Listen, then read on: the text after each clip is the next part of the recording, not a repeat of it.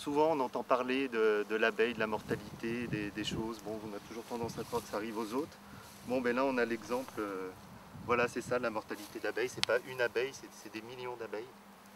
Et voilà, il faut faire quelque chose. Et voilà, c'est ce que je disais, même dans le nourrisseur. Donc ça veut dire que le produit toxique, les abeilles sont rentrées, parce que quand c'est en petite quantité, en fait, l'abeille arrive à sentir une infection et rejette les abeilles infectées. Mais là, pour qu'elles arrivent jusqu'ici, c'est que voilà, il y a eu vraiment un problème. L'infection est venue dedans. Là, il ne reste pas beaucoup d'abeilles. Elles tremblent, les ailes tremblent un peu. On le voit bien. Bon, elles sont mortes voilà, dans la ruche. Et elles ont vraiment aucune. Elles n'arrivent pas à se décoller, quoi. Il n'y a pas du tout d'activité. Donc ça, c'est vraiment une ruche touchée. Bon, il faudrait que je fasse une estimation vraiment du nombre de ruches de touchées. J'ai pris des paquets d'abeilles devant les ruches. Je les ai congelés. Bon, il y aura peut-être des analyses de fait. Le problème, c'est que l'analyse se fait sur une molécule.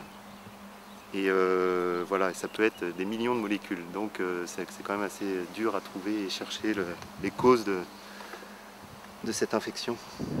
Alors est-ce que ça vaut le coup de les nourrir, d'apporter, de faire un apport de protéines, je sais pas. Là, j'attends vraiment l'expert apicole. D'ailleurs, je vais me dépêcher de le contacter parce que dans ces cas-là, on se sent un petit peu seul là face à. Ah ben là, regarde aussi. Voilà la mortalité aussi qu'il y a dans le fond de la ruche.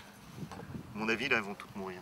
Et, on entend parler de la mortalité des abeilles, mais voilà, là, c'est un petit exemple voilà, concret. Et ce qui est intéressant aussi de savoir, c'est que sur cet emplacement, j'ai toujours eu des ruches. Ça fait 10 ans que j'ai des ruches. Voilà, il n'y avait jamais eu de problème jusqu'à aujourd'hui. Et voilà, et j'ai envie d'en laisser là parce qu'elles hibernent bien. Voilà, c'est très bien aussi pour l'élevage, pour faire des divisions. Voilà, je pense que voilà, il faut vraiment, avec l'environnement, essayer de cohabiter avec tous ces gens et de leur faire diffuser un peu d'images pour essayer de, voilà, un jour on travaille tous ensemble et voilà.